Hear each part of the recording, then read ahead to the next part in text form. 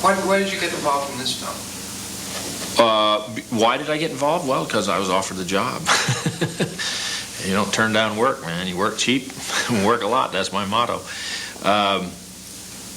Yeah, actually, you know, I was fortunate. I'm proud to be a part of this because it's been a real good experience. These kids are all very talented, you know, and like I said earlier to somebody, they're better than adults. A lot of them, you know, they've got great impulses. And acting is sort of a childlike thing anyway.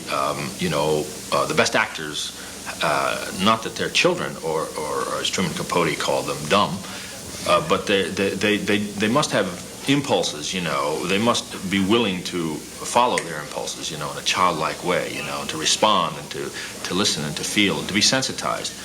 And these kids all are like that. And so it awakens my, you know, my sleeping, dormant impulses, you know, that I've somehow allowed to somnambulize in adulthood. And it's been good to work with them, you know. And it's been a good experience because John Hughes has allowed us to function, you know, and to participate and to collaborate in the, you know, in the process. I mean, he encourages us and stimulates behavior, you know, and he's very funny, you know. He's got a funny sense of humor, and he's a very good director, I think. He's interesting because he allows you to be a child too. Yeah. I think John's got a lot of child still left inside of him. Well, he's a sensitive guy. I think, you know, he's a very bright guy. I think he knows what he's doing. He has a vision, you know. He has a vision of this film, and he's seeing his vision, you know, materialize, and so when we're having a lot of fun. He's not imposing it on us, but he's helping guide us, helping us fulfill his vision. Is the way I see it. You say he triggers you. How does he help you as a director? Well, for one thing, he helps you relax, you know, and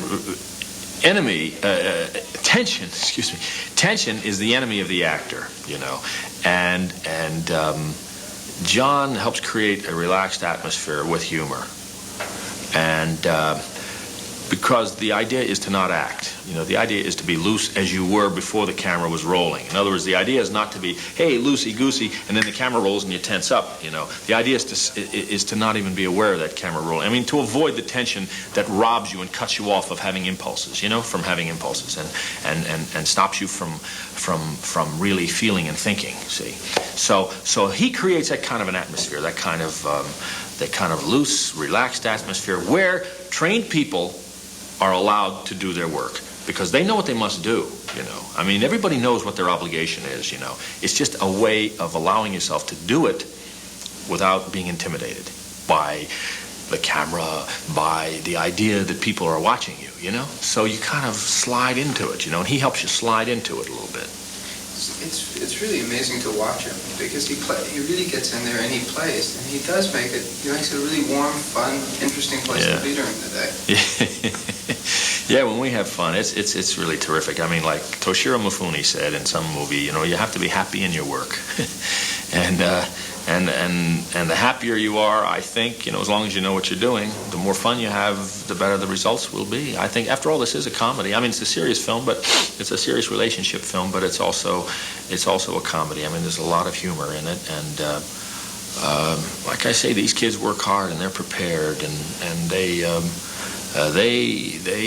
are very responsible to their roles, you know. They're very responsible to their characterizations. They're very responsible. They're dedicated.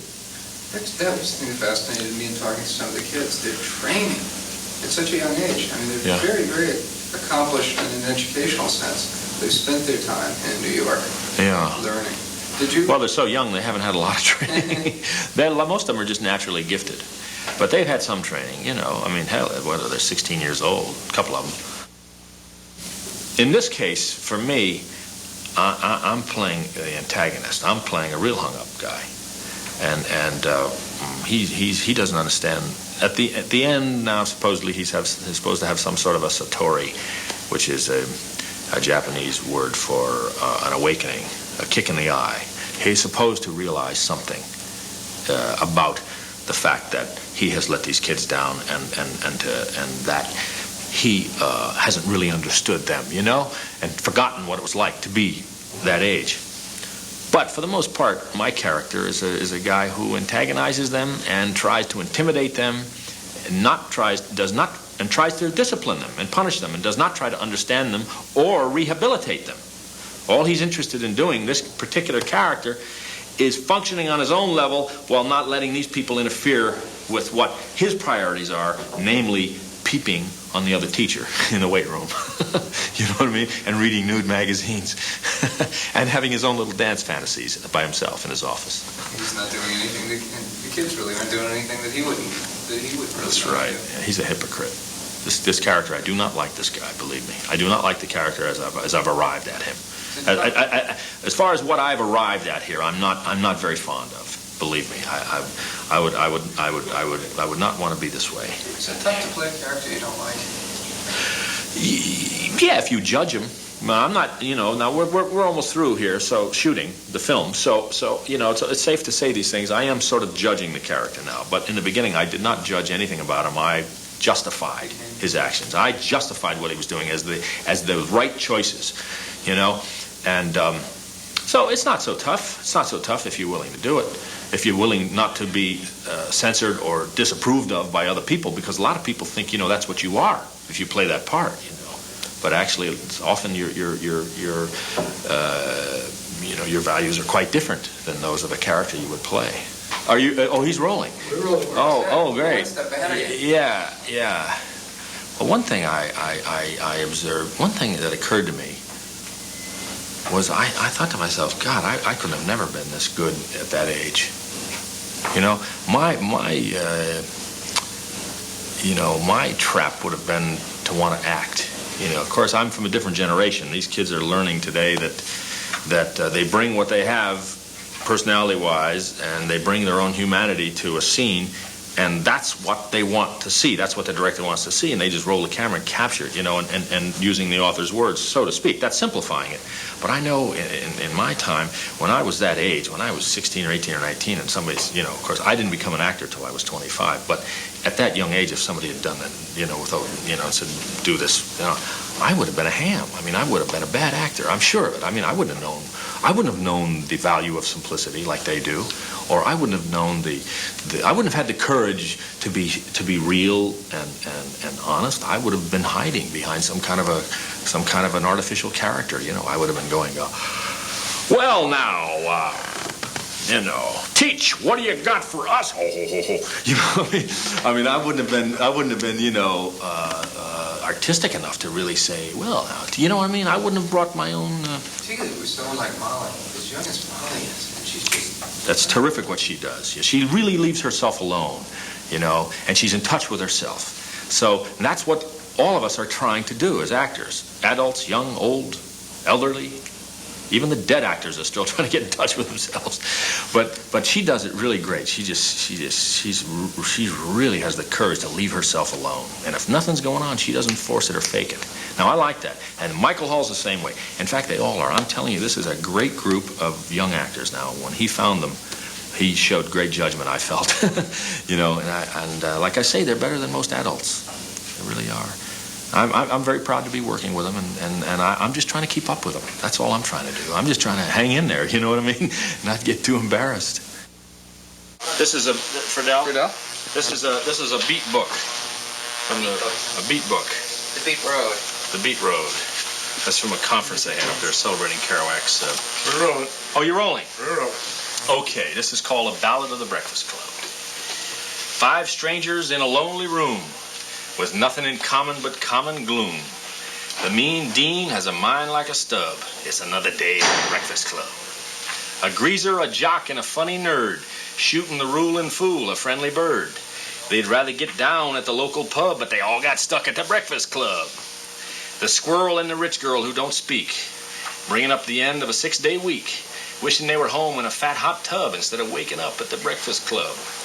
The boredom and the fear become topless in the womb of a book-lined metropolis, stuck in the slums of a busy hub while the neon hums at the Breakfast Club. Living in prison for one day alone makes a body hate its own skin and bone. Even if they had a magic lamp to rub, there is no escape from the Breakfast Club. Hostile minds come out of hostile times, and the silly penance for silly crimes.